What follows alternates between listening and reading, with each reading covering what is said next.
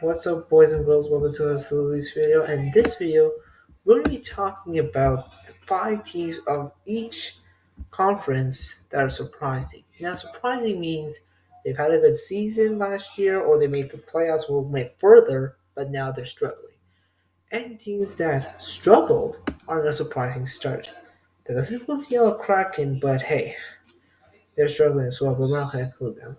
So let's start with the Eastern Conference. So the first thing we talk about is this team, the New York Rangers. I'm kind of surprised how they would bounce back after a season where their whole coaching staff was out because of the Tom Wilson incident. If you watch the Tom Wilson incident, and so far this season they've looked good. Not looked good; they were very good. The core of Antony Pinera, Mika Zibanejad, and Chris Kreider. That says a lot. And Adam Fox has become the best defenseman I think we've seen in Rangers history. Another guy was Ryan McDonough, if y'all remember, the captain of this team. And goaltending wise, I think they found their new goaltender, which is your Skorskin. And he's actually put up some pretty decent stats. If you remember that Toronto and Ottawa Rangers game that Toronto lost in overtime, I feel like I'm seeing him long twist make those saves, not this goalie. But he's turning into the next Herrick Lundqvist. So right now the Rangers are off to a good start. As you can see, 11-4-3, third in the Metropolitan Division. Off to a nice start. The second team that we're going to talk about is the most surprising is the Detroit Red Wings. Now, Detroit, they were off to a nice start, even though you can see a goal differential. I think this team has made some big strides so far. Bringing young talent, their goalie bringing the rookie Alex Negovian from Hurricanes, they looked okay. And their young talent like Peter Suter, their Lucas Raymond, I mean, these guys have taken another level. And they performed like what we saw when they made the playoffs a few years ago. So pretty surprising, but as you guys know, they are they're like in the bottom, not like bottom, but they're fifth. But surprising to see them take a bit of a step up. The third team, and this might be the most shocking one, Carolina. Now, you guys know you guys Team Carolina. They made the big stride last year. They made it, but then lost to Tampa Bay. The reason why I'm saying that is because you look at Carolina, they brought in so many acquisitions. And if you don't believe me, I'll give you the players. They brought in Frederick Anderson from the Toronto Maple Leafs, and he's played exceptionally well with this new squad. And this feels like he's bounced back from a year where he was like they thought that Anderson would take one more chance. Fortunately, Campbell took over, and as you know, things have happened. So if you look at Anderson's stats, listen to these numbers. Second in second in save percentage. Well, not actually not second because yes, his games. Right? He is eighth in save percentage. Leads the NHL with 11 wins, one behind his former Leaf goalie Jack Campbell. And talk about the core. Aho Shemeshnikov. This team is going to surprise a lot of people. Looks like the Kings are back to business. The third team is I gotta say the Islanders. And I'm really disappointed. After a 13-game long road trip for God's sakes, it looked like Blue not signed John Smith signed in Toronto looked like the Islanders with Matt Barzal, I'm going to take another step after making it to the Eastern Conference Finals in back-to-back seasons. Unfortunately, it didn't. They couldn't make it to the finals, and they lost to their arch nemesis Tampa Bay. But holy smokes, what happened to New York? Their identity has been on defense. Defense has been the reason why they have made it to the playoffs. But this has felt like a different story. Sylvia Varlamov, as you know, that helped them defeat the Boston Bruins, has a save percentage of under 900. That's not good. And and he has three, and he has no wins this season. Shoreskin has five of those wins, three of them shutouts. But still, what is going on? Like I expect better from this team. If if the New York Islanders don't get their act together, this could be a long way. So we talked about the Canes, we talked about the Rangers, we talked about Detroit, we talked about the Islanders. The next one is a pretty shocking one, but we all saw this coming. Montreal. And Montreal Canadiens, as you can see, they had a pretty rough start. They lost Carey Price was out since start of the season because of injury and had to deal with mental health issues. They let Kelly Perry go, and we thought that with the young talent they have in Cole Caulfield, Nick Suzuki, this Montreal team was going to take maybe a bit of a next step. Unfortunately, it didn't happen, and they were off to a terrible start. They were 1-7-1 on the road. Their only win,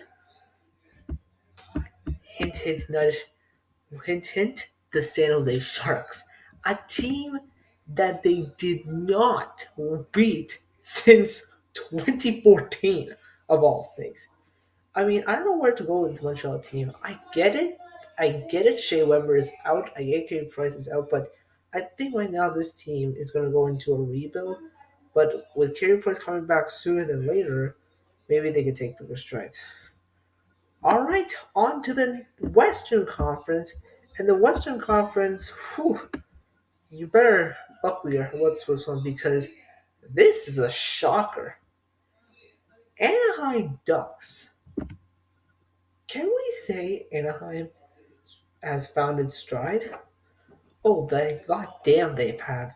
Troy Terry has been the best duck I've seen since a guy named Ryan Getzlaw, who's still on the team.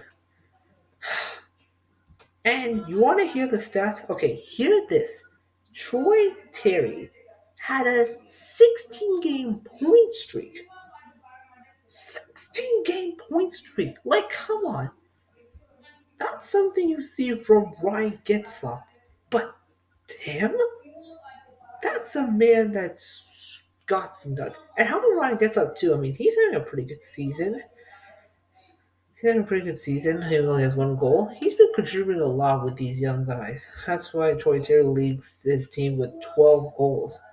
And so far, it's not been an issue for this team. And goaltending, it's been John Gibson carrying the load, but someone's got to help John Gibson. You are not going to win with just John Gibson. Everyone has to contribute. So,